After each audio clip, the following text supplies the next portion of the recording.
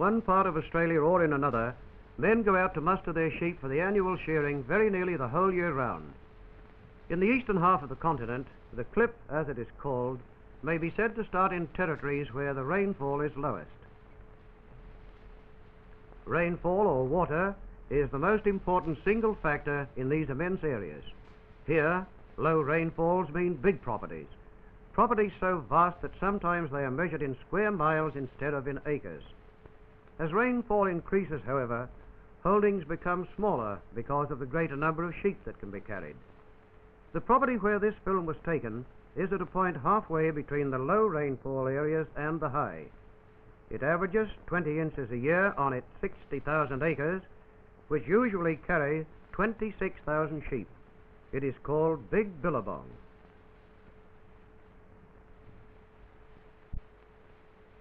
The musterers have been out since dawn, for when shearing commences, the sheep must be moved up to the shed in a steady stream.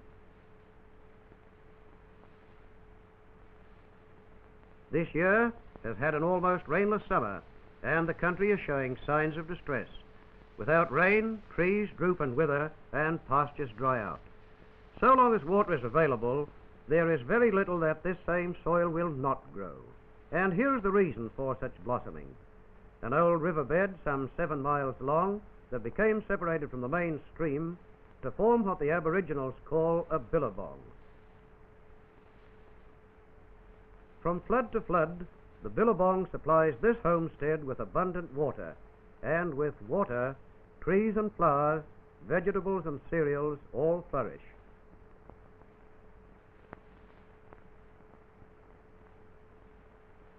The flocks are moving closer to the shearing shed. The shearers have been at work since shortly after daylight, and now they are having their first spell. Shearing is strenuous work, and it makes men hungry. Spells like these are necessary if work is to be maintained at a steady rate. And while the billy is still boiling, some of the sheep arrive at the shed. Out in the open, the dogs work silently. It is said, and rightly so, that 3 men on horseback would be hard put to it to do the work of one good sheepdog. In the yards, the sheep are kept moving in the right direction, and barking is allowed here.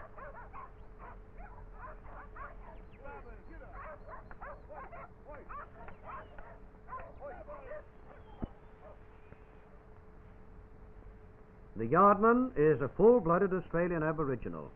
Properly trained, these men make good stockmen, for they have a natural aptitude for the work. Still, other Aboriginals are employed as musterers. You will notice that the stick is being used as a threat rather than as a weapon, for when a stick strikes a sheep, there is always the possibility of a scar, or at least of a bruise. But smoko is over, and shearing starts again.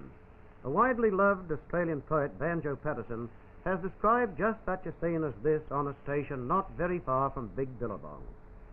The bell is set a-ringing, and the engine gives a toot. There's 35 shearers here, a-shearing for the loot. So stir yourselves, you penners, up and shove the sheep along. The musterers are fetching them 100,000 strong.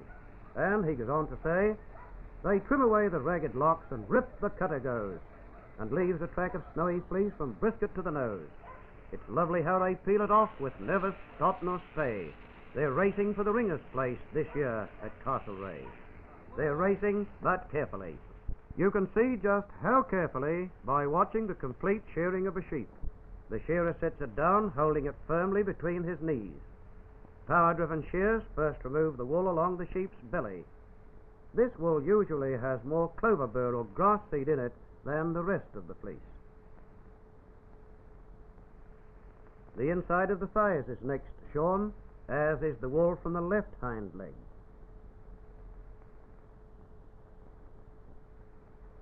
Part of the wool on the left rump and over the tail is then taken off. This sheep is a merino, and merinos are more difficult to shear because of the loose skin wrinkles or folds often found in these animals. The forehead is wigged.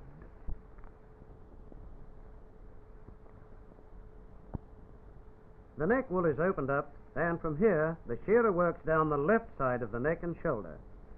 He uses easy strokes and always finishes each blow with the comb flat on the skin. It surprises many people to find that the whole fleece, with the exception of the belly wool, is removed in one piece.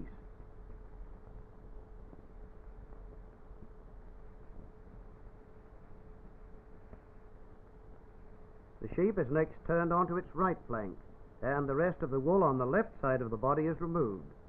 Sweeping the shears along the full length of the animal from tail to head and over the back to the right-hand side is called the long blow.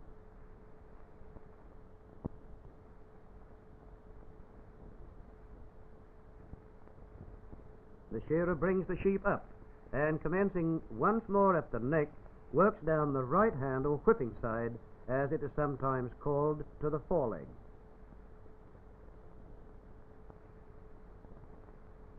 From here, he continues down the right-hand side with the same long, easy blows.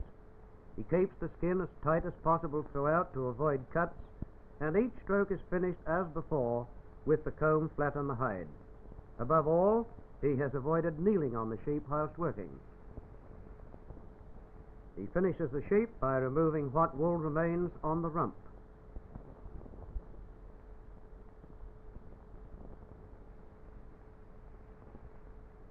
He puts it down the chute into a pen where it will later be counted and credited to him.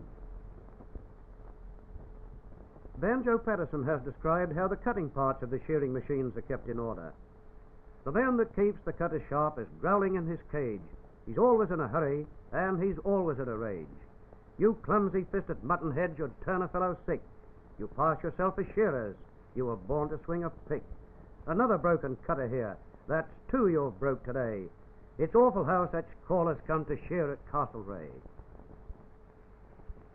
But the work goes steadily forward just the same. As each sheep is finished, boys called pickers up gather the fleeces carefully together. They grasp the hind leg wool, and with the neck wool towards them, gather in the heap with a circular movement.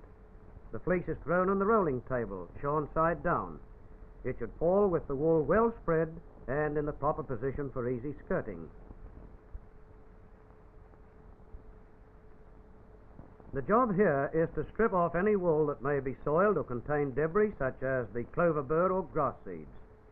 This is usually nearest to the belly wool and therefore on the edge of the table. Skirters always work opposite one another to keep the fleece in position. It is folded in and rolled from the breech up so that the shoulder wool is left uppermost. It next goes to the classer. He grades the wool into various qualities, chiefly determined by length, fineness, and crimp or waviness. He takes a single staple to test its strength. If the wool were tender, it would break. But the fleece is sound and of good quality, and he throws it to the best bin. What happens to the wool that is separated from the main fleece? It goes to the men called piece pickers. These men sort such wool into various piles, some to be packed as bellies, some as broken, and still others as pieces. Any wet wool is thrown on an outside rack to be thoroughly dried before packing. All such classes are put into separate bales when the wool is finally pressed. The pressers standing by the racks are waiting for the wool. There's room for just a couple more. The press is nearly full. Now jump up on the lever, lads, and heave away. Another bale of golden fleece is branded Castlereagh.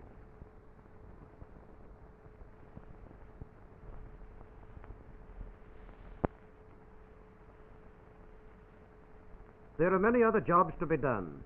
In the drafting yards, sheep of different ages and sex are separated before going up to the shed. This calls for a quick hand as well as a quick eye.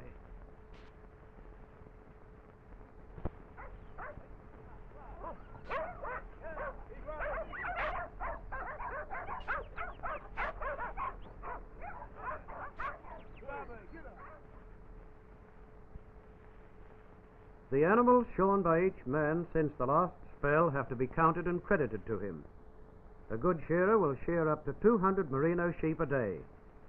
The record with power-driven shears is 316 for an 8-hour shift.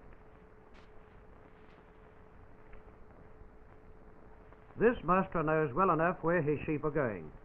But what of the wool they've left behind them? wool ranked fourth in the world's major exports of raw material in 1939, and these bales may well circumnavigate the globe. In the first 11 months of the 46-47 season, Australia exported wool worth 116 million pounds Australian, including some of the stocks carried over from the war period. The United Kingdom took 22 million pounds worth, and nearly one-third of the total figure went to North America to the value of 39 million pounds. Coming from tens of thousands of properties all over the Commonwealth, such wool is rolling out to meet the world's demands almost continuously throughout the year. The continent of Europe is getting the largest share. Nearly 50 million pounds Australian was paid for wool sent there during the same period. India is buying our wool in small quantities, it is true, and so is China, but their potential needs are still unknown. And so the wool keeps on rolling out of Australian sheds on the first stage of its long journey to China or Peru or any other country in the world which needs more wool.